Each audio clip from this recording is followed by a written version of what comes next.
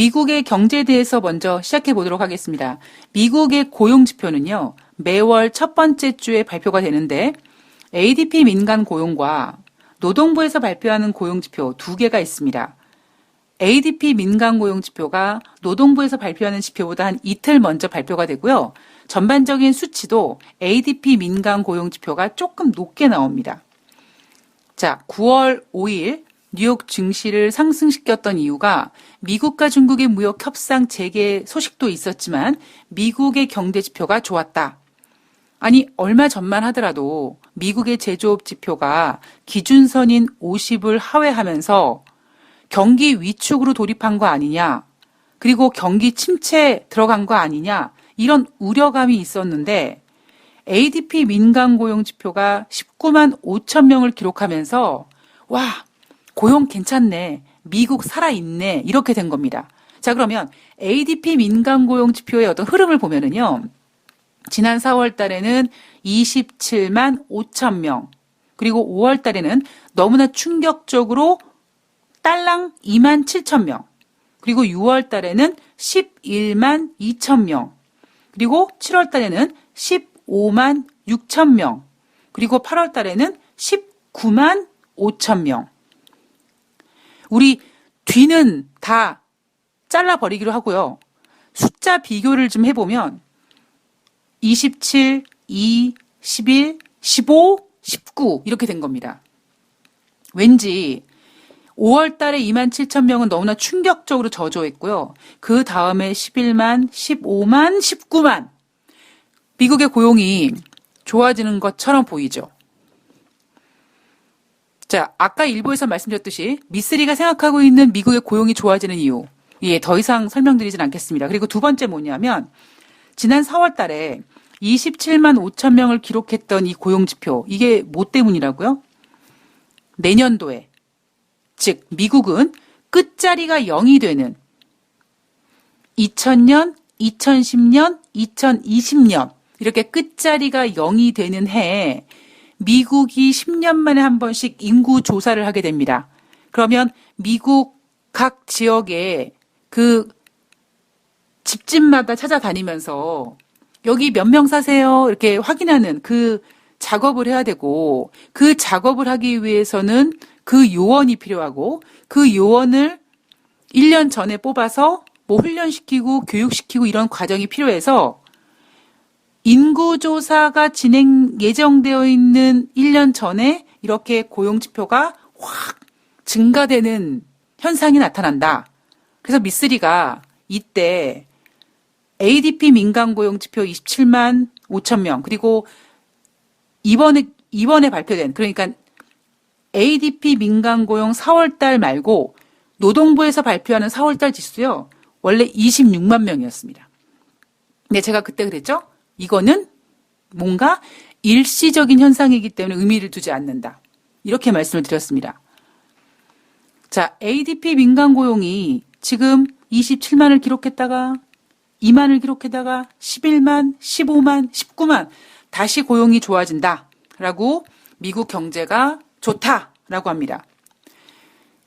이 고용지표가요, 예, 굉장히 양날의 칼이 될 수 있는 게 뭐냐면 제가 며칠 전에 말씀드렸듯이 왜 9월 1일 날 미국과 중국이 서로 무역 관세를 부과했음에도 불구하고 증시가 크게 하락하지 않았느냐? 그 이유는 일단 25bp 금리 인하를 깔고 들어간 상태에서 PMI 지표가 부진하게 나왔고 만약에 고용 지표까지 부진하다면 25bp 인하에 그치지 않고 50bp를 인하하든가 아니면 추가적인 경기 부양이 더 나올 것이다.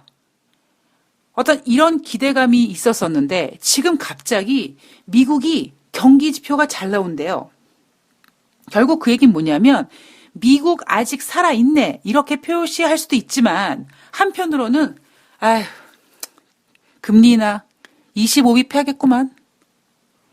이렇게 되면 즉 연준의 어떤 금리 인하 카드가 증시에서 호재가 될 수 없다면 지난번 7월 말에 25bp 인하했는데 에게 이거밖에 인하하지 않았어? 이래서 실망했거든요. 그렇다면 결국 이 상태로 진행이 되면 9월 17일부터 18일까지 만약에 연준이 25bp를 인하하면 증시는 해게 그거밖에 그리고 그렇게 좋아하지 않을 겁니다. 결국 그 얘기는 뭐냐면 미국 고용지표가 잘 나왔다. 미국 경제 살아있다. 뭐 그건 알겠는데 뭐 니네가 그렇게 얘기하니까. 그러나 니네가 그 지표 때문에 연준의 금리 인하 카드가 증시를 부양시킬 수는 없을 거야. 라는 결과가 나오겠죠. 자, 6일 날 노동부에서 고용지표를 발표합니다. 지금 시장을 어떻게 예상하고 있냐면 경기가 둔화해서 신규 고용이 한 15만 명 정도 예상하고 있다고 합니다. 그런데 지금 노동부에서 발표하는 15만 명보다 ADP 민간 고용 지표에서 발표한 19만 5천 명이 잘 나왔기 때문에 이번 9월 6일 날 발표하는 미국의 고용 지표는 경기 둔화 때문에 한 15만 명 정도밖에 늘지 않을 거라고 했는데 만약에 이거보다 더 증가되면 또 뭐합니까? 미국 경제 살아있네. 미국 고용 살아있네 이러겠죠. 근데 왜 고용이 왜 는다고요? 경기가 안 좋아질 것 같아서 는다고요. 자, 참고로 미국은요. 2019년 1월부터 7월달까지 월 평균 16만 5천 명의 고용지표가 발표되고 있습니다. 평균입니다. 평균. 자, 여러분 트럼프가 너무 조용하지 않습니까? 트럼프는 왜 조용할까요? 트럼프가 이날 민간 고용 지표를 보면서 트위터에다가 정말 훌륭한 일자리 숫자다라고 얘기하면서 8월달 고용 지표를 축혀 세웠습니다. 왜 트럼프가 조용할까? 미쓰리가 조심스럽게 생각해 보면 지금 트럼프가 뭐가 걱정되는지 아십니까? 예, 미국의 2분기 GDP 경제 성장률 2.0. 이게 지금 트럼프 대통령은 너무나 힘든 일일 겁니다. 자, 금리 인하에 대한 이야기를 해보면요. 9월 17일부터 18일까지 FOMC 회의가 열리는데요. 월가에서는 0.5%, 즉 50bp의 공격적인 인하보다는 25bp만 인하할 것이다. 당장 이렇게 고용지표, 민간 고용지표 잘 나왔다. 미국 고용 살아있네라고 하자. 당장 시장에서는 아이고 금리 인하 많이 안 하겠구만. 벌써 이렇게 단언해버린다고요.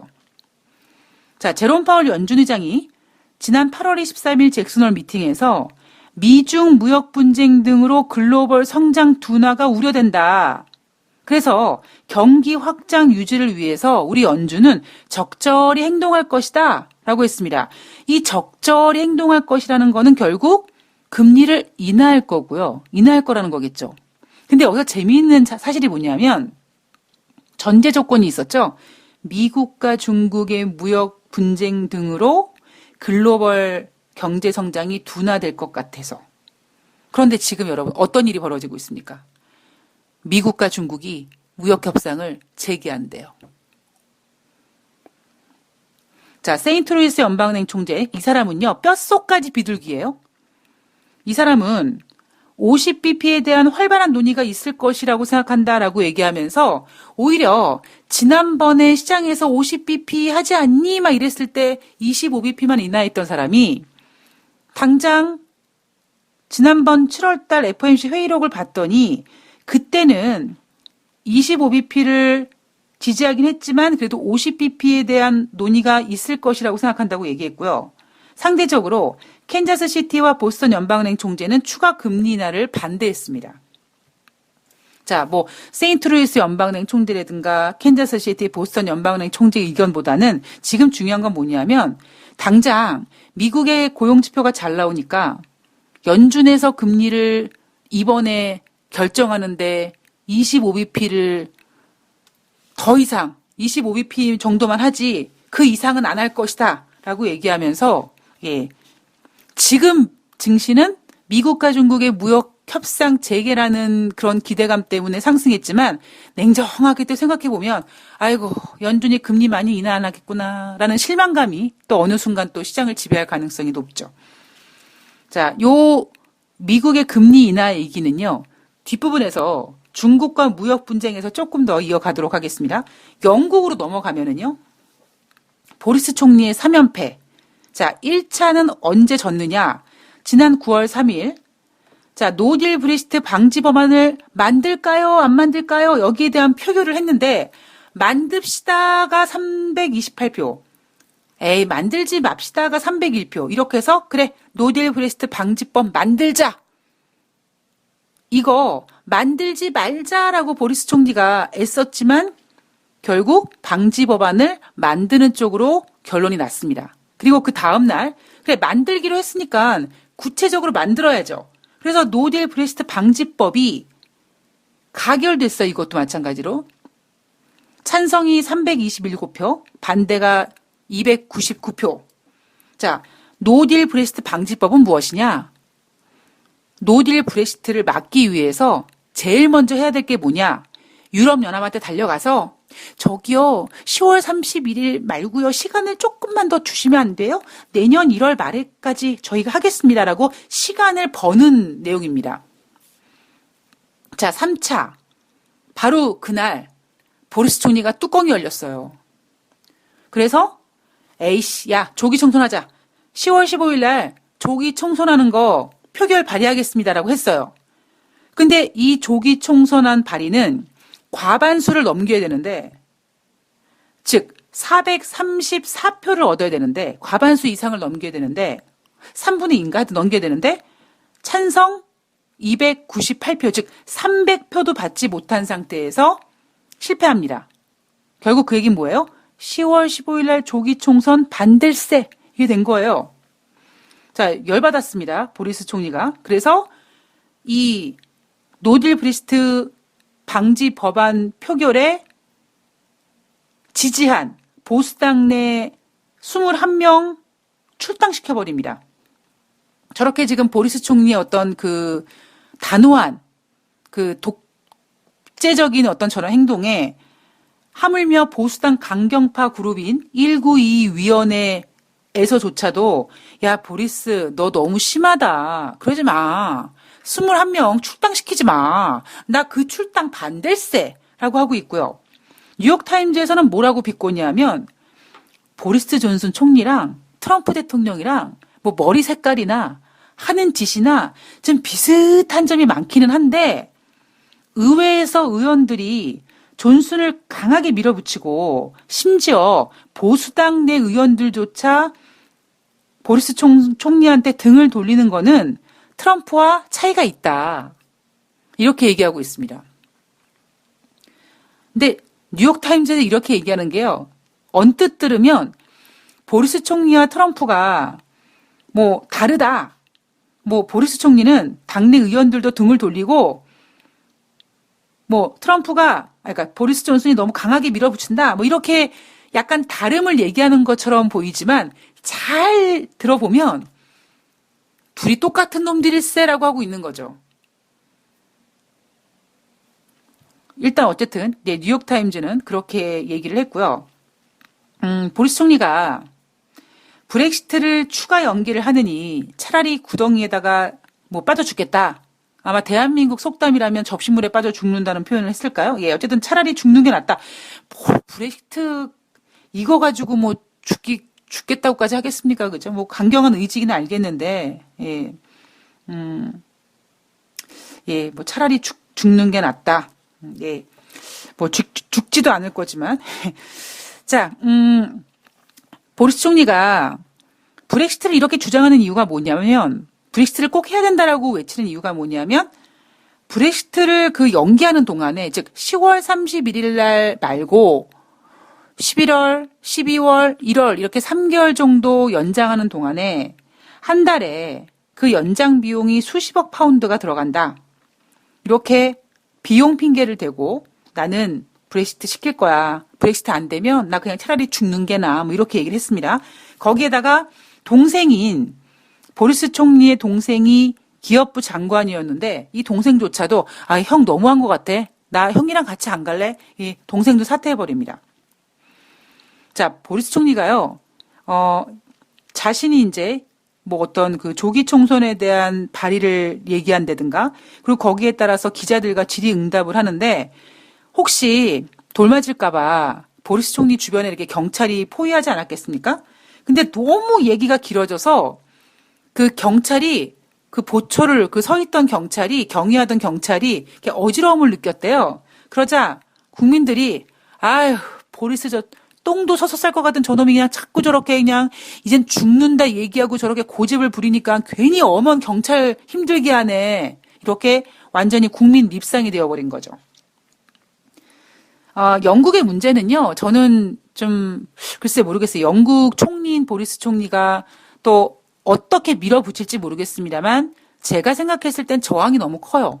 그 저항이 가장 큰 게 뭐냐면 분명히 2016년 6월 23일 날 영국 국민들이 노딜 브렉시트를 바라고 브렉시트를 가결시켰던 건 아니었겠죠. 그죠? 예. 그러니까 영국 국민들 입장에서는 자신이 처음에 생각했던 우리 영국이 유럽연합을 탈퇴하자 되게 심플하게 생각했다면 지금은 나 이러려고 그때 가결표 던진 거 아닌데 쟤네 왜 저러나. 마치 이제는 뭐 영국의 어떤 브렉시트 문제가 그냥 브렉시트 문제를 떠나서 어떤 그 정치인들이 서로 그냥 어떻게 그냥 지배하고 이기고 있으려고 예, 뭐 그런 것처럼 예, 미국 국민들이 이제 질린 거죠. 야 그만 좀 해라. 이거 그래서 지금 영국 국민들이 이렇게 많이 지쳐 있는 거다. 영국 국민들이 뭘 원할까요? 만약에 제가 영국 국민이면 만약에 지금 국민 투표 또 하면 어차피 나 이렇게 될 바에는 나 영국이 유럽연합에 탈퇴하는 거 그거 나 반대표 던질래. 아마 이런 영국 국민들이 많을 겁니다. 그래서 지금 야당이 제 국민 투표를 지금 시도하고 있고요. 예, 미쓰리가 맨 처음에 영국이 엉덩이를 비비고 그냥 묻어가면서 제 국민 투표하지 않을까라고 생각을 했는데 과연 그렇게 될지 한번 봐야겠습니다. 자, 유럽연합은 어떠냐 그러면 브렉시트 영국이 유럽연합한테 달려가서 지금 연기해주면 안 돼요 이러면은 연기해 줄 것인가? 영국을 제외한 27개국 유럽연합 회원국 정상들이 만장일치가 돼야 된다고 합니다. 자, 그런데 핀란드 총리가 이거 만장일치 좀 어려울 것 같은데요 라고 얘기했고요. 그리고 지금 현재 유럽연합과 영국이 실무 차원의 논의는 지금 예정되어 있죠. 저는 조심스럽게 유럽연합이 만장일치 해줄 거라고 봐요. 만약에 영국에서 이제 이렇게 달라붙어서 부탁하면. 왜냐하면 융커 위원장도 마찬가지고 뭐 메르켈 총리도 마찬가지고 이런 거죠. 지난번에도 마찬가지로 보리스 총리가 맨 처음에 총리가 됐을 때 니네가 지금 새롭게 총리가 이제 당선되고 그랬으니까 정치적으로 뭔가 정리할 시간이 필요하니까 10월 말일 말고 다음으로 연기해 줄게라고 융커 위원장이 먼저 제시를 했었거든요. 근데 보리스 총리가 웃기고 있네 이랬는데 물론 유럽연합 입장에서는 기분이 상하죠. 저것들 뭐 하는 짓거리인가라고 싶겠지만 문제는 뭐냐면 영국이 그렇게까지 이제 시간을 좀 벌어주십시오라고 했는데 여기서 유럽연합이 27개 중에 어떤 나라가 만약에 거부해서 영국이 결국 노딜 브렉시트가 된다. 그랬을 때 발생되는 모든 우려감과 실망감과 뭐 증시 폭락과 경기 위기는 누가 책임을 져야 됩니까? 반대표를 던진 나라가 책임을 져야 돼요. 그러니 좋은 게 좋은 거라고 굳이 거기서 반대표를 던져서 상황을 나쁘게 만들어서 야 네가 고양이 목에다가 방울 건 놈이지 이렇게 낙인 찍힐 필요는 없는 거죠. 그러니까 저는 조심스럽게 영국이 유럽연합에 달려가서 기간 좀 연장해주면 안 돼요? 그러면은 야씨 니네 똑바로 안 해? 나 마지못해 연기해준다 라고 하는 거죠. 근데 결국 문제는 뭐냐면 사실 연기의 문제가 아니라 그 안전장치 하드보더 그게 이제 어떻게 이제 유럽연합과 이야기가 되느냐에 따라서 그 결과는 달라지겠죠. 자, 영국의 이야기, 우리가 결코 그냥 쉽게 패스해서는 안 됩니다. 제가 오늘은 아르헨티나 얘기를 안 갖고 왔어요. 왜냐하면 미국과 중국의 무역분쟁 얘기를 해야 되기 때문에. 자, 미국과 중국의 무역분쟁 이야기를 해보겠습니다. 여러분, 이번에 미국과 중국의 무역협상이 재개됨에 있어서 뭔가 좀 이렇게 조금 변화를, 약간 미묘한 차이를 혹시 느끼지 않으셨습니까? 없어요? 그냥 아유 야 뭐 대화하기로 했는데 왜 뭐 이러십니까? 아니면은 조금 미묘한 차이가 있으셨습니까? 아, 이런 거죠. 제가 보는 생각은 지난 8월 23일 날 어떤 일이 있었냐면 트럼프 대통령이 G7 정상회담을 위해서 프랑스에 가 있을 동안에 금요일 날 뉴욕 증시가 열리기 한 이틀 전에 중국이 우리 750억 달러에 대해서 보복관세한다? 라고 던져버립니다. 그래서 뉴욕 증시가 8월 23일 날 크게 하락했어요. 그래서 프랑스에 있던 트럼프 대통령이 얼마나 당황하고 얼마나 화가 났는지 어라? 저 새끼들 봐라. 미국 증시 하락시키기 위해서 이렇게 우리를 공격하네? 그래서 열받아가지고 야 중국 관세 20%가 아니라 40% 올려. 막 이렇게 2배 이상 올릴 생각을 할 정도로 트럼프 대통령이 열받았었죠.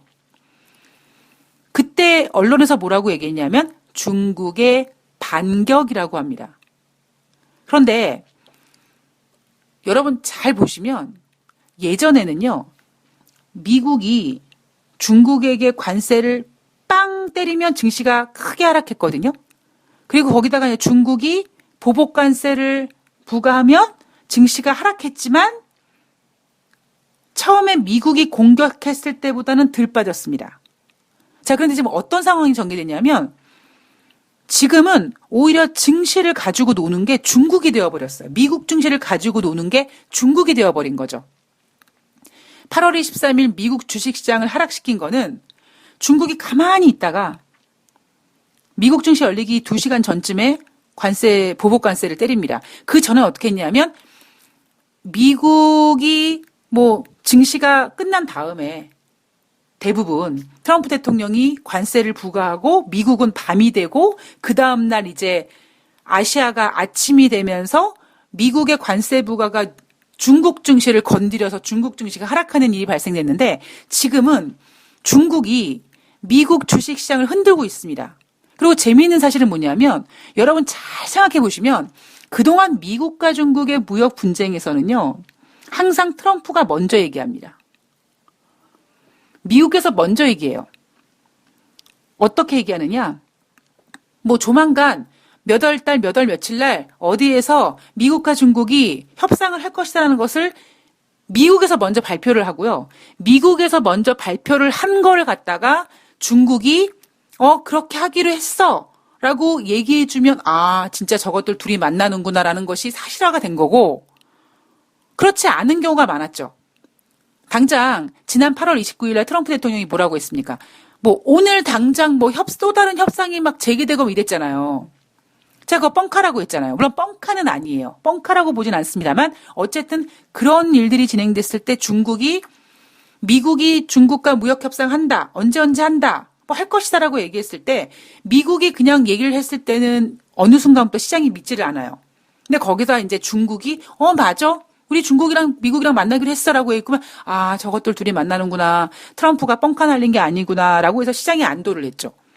그런데요. 이번에는요. 중국이 발표를 합니다. 트럼프가 조용해요. 트럼프는 지금 왜 조용하냐면 2분기 미국의 경제성장률 GDP가 2.0% 나온 게 너무나 충격적인 거예요. 거기에다가 지금 PMI 경기 지표 안 좋죠. 오죽했으면 지금 민간 고용 지표 가지고 잘 나왔다, 엄청나게 좋은 거다라고 트위터에다 올릴 정도로 지금 트럼프 대통령은 GDP 경제 성장률 2.0% 때문에 엄청난 스트레스를 받고 있습니다. 자, 그렇다고 이거를 좀 뭔가 키우기 위해서 경기 부양책, 법인세 인하 카드를 제시하기에는 트럼프 대통령도 바보가 아니기 때문에 요거 자칫 그렇게 경기 부양책 카드를 제시했을 때 아이고 트럼프 너 경기가 안 좋으니까 부양책 쓰는 거구나? 이런 평가를 받을 수도 있고 두 번째 효과가 없을 수도 있고 세 번째 재선 랠리에 돌입했을 때 내세워야 될 거기 때문에 아낄 수도 있는 거거든요. 지금 트럼프 대통령이요. 입을 못 열어요. 아무 얘기 못하고 있습니다. 가만히 있어요.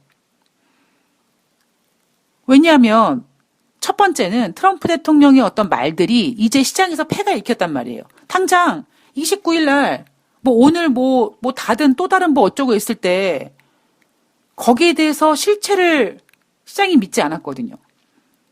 자, 지금 상황이 뭐냐면, 8월 23일부터 묘한 교류가 흐르는데, 그게 뭐냐면, 중국이 시장을 움직입니다. 중국 상무부 대변인 가오펑이 주례 브리핑을 통해서 양측이 충분히 준비한 가운데 10월 초 협상에서 실질적인 진전이 이루어질 수 있도록 힘을 다해 노력할 것이다. 자, 근데 이게요, 10월 달에 진짜 협상을 할지 안 할지는 몰라요. 왜냐하면 여기 전제 조건이 뭡니까? 양측이 충분히 준비한 가운데. 그럼 충분히 준비가 안 됐으면 10월 달에 협상이 안 될 수도 있다는 거예요. 류호 부총리와 미국 측 대표가 10월 초에 워싱턴에서 제13차 고위급 회의를 하기로 전화통화를 했다. 자, 그리고 9월 중순부터 실무진 협의를 하기로 했다라고 합니다. 자, 그러면서 이 중국 상무부 대변인 가오펑이 뭐라고 얘기를 하냐면 중국 측은 무역 전쟁 격화에 반대한다.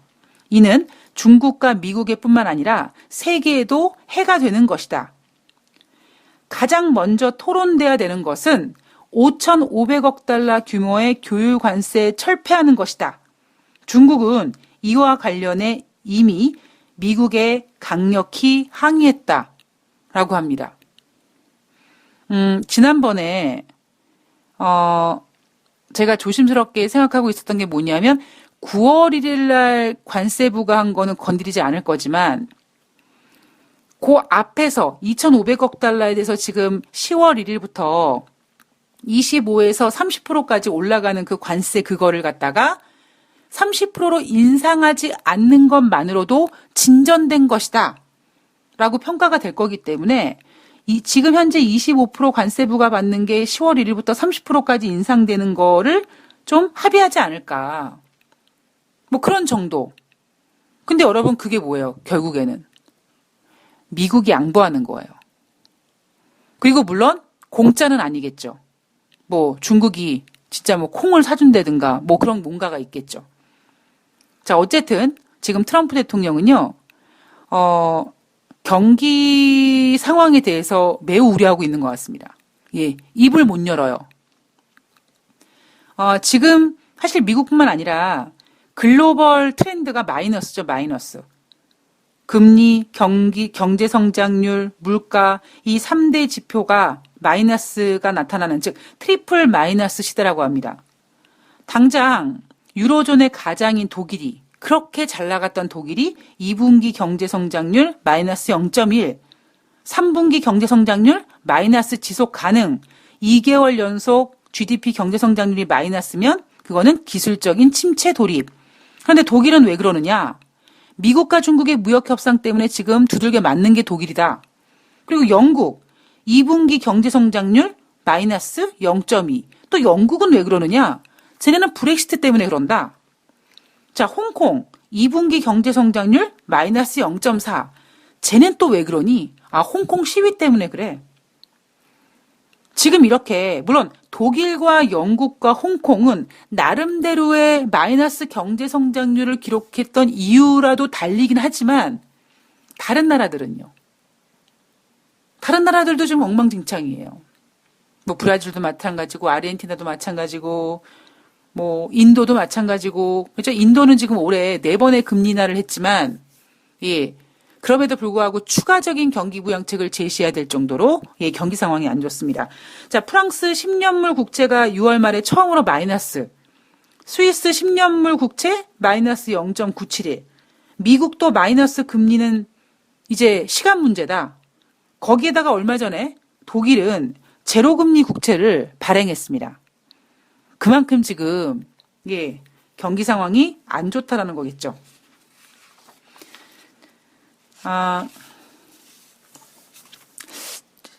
각 국가들이 예, 돈을 예, 무지막지하게 풀어대고 있습니다. 금리는 저금리고요. 유동성은 풍부해질 거다. 이론적으로는 풍부해지는 게 맞을지 모르겠습니다만, 예, 저는 효과가 없을 거라고 보고 있습니다. 왜냐하면 지금 위기의식을 느낀 사람들이 돈줄을 죄고 있기 때문에. 예, 그리고, 제가 며칠 전에 말씀드렸잖아요. 돈 있는 사람들은 위기의 냄새를 가장 먼저 맡게 되고, 그러면 지갑을 닫게 되고, 그리고 제가 당장, 제가 궁하지 않아도 뭔가 경제가 안 좋을 것 같다라고 얘기하면 내가 누구한테 빌려줬던 돈 좀 돌려달라고 얘기하고, 그런 짓들을 공식적으로 하는 애들이 은행인데, 은행들은 벌써 상환 분위기 확 바꿔놓습니다. 돈은 어디선가 막 쏟아져 나오는데요. 그 돈이 내 손 안에 들어오질 않아요. 어딘가로 계속 흘러가요.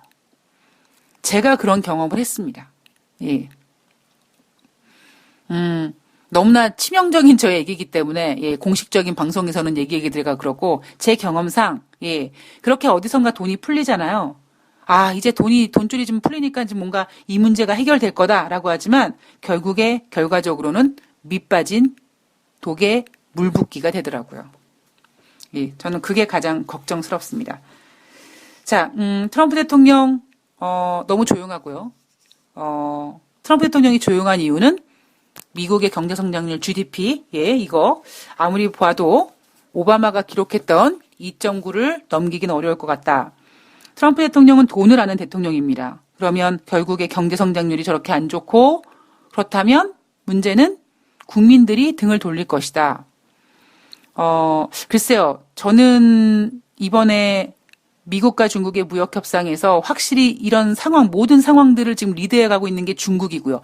하다못해 미국과 중국의 무역 협상을 재개합니다라고 공식 발표한 것도 지금 중국의 상무부 대변인이었어요. 자, 그렇다면 결국에 미국은 양보할 수밖에 없을 거고요. 어쩌면 그 양보를 통해서 트럼프 대통령은 중국에게 콩을 좀 사달라고 하거나, 어쨌든 모든 사람한테 사랑받을 수가 없으면 최소한 자기의 지지자들한테까지는, 예, 지지자들이 등을 돌리게 만드는 일은 없어야겠죠. 그랬을 때 아마 트럼프 대통령은 중국에게 어떤 농산물이라든가 이런 거 확실하게 좀 사달라라고 얘기하고 아마 양보해 줄 가능성이 높습니다. 문제는 뭐냐? 우리가 그런 거 있지 않습니까? 상대방이 약한 모습이 보이면요. 참 사람이 인간이 독한 게 뭐냐면 더 괴롭히고 싶어 해요. 그죠? 그래? 너 약해? 그래, 알았어. 해줄게라고 얘기하고, 예. 야, 네가 예전에 나를 얼마나 괴롭혔니? 너도 한번 당해봐. 이런 거. 글쎄 제가 못돼서 저만 그렇게 생각하는지 모르겠습니다만 중국 입장에서는 물론 중국도, 예, 지금 좋게 끝나는 게 좋겠지만 어느 정도 선에서, 그러니까 중국과 미국의 차이는 저는 이렇게 생각해요.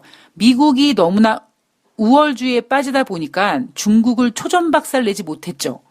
자, 중국은 지금 미국을 우리가 이렇게 이렇게 핸들링을 할 수가 있구나라는 거를 감지했다면 중국이 뜯어낼 수 있는, 양보받을 수 있는 거는 아마 가급적 다 받아낼 겁니다. 문제는 뭐예요? 트럼프 대통령은 그렇게 해줄 수밖에 없어요. 왜냐면 그렇게 안 해주고 버티면 버틸수록 경제는 안 좋아지니까 민심은 돌았을 거고. 그죠? 제가 이런 얘기 해드렸잖아요. 7월 말에 연준이 25bp 금리 나는 거 보면서 아이고 25bp 금리 나는 것 때문에 미쓰리는 한 달 내내 금리 인하 하냐 안 하냐 이랬다고요. 그래서 7월 말에 되게 허무했다. 난 도대체 그동안 7월 달에 한 달 동안 뭐 했나 이런 얘기 해드렸잖아요. 그리고 제가 그런 얘기 해드리면서 이제 조만간 미국 국민들이 그런 생각을 하게 될 것이다 라고 했는데 아마 미국 국민들이 지금 그런 생각을 하고 있을 거라는 거를 트럼프가 지금 생각하면서 매우, 예, 불안해할 겁니다.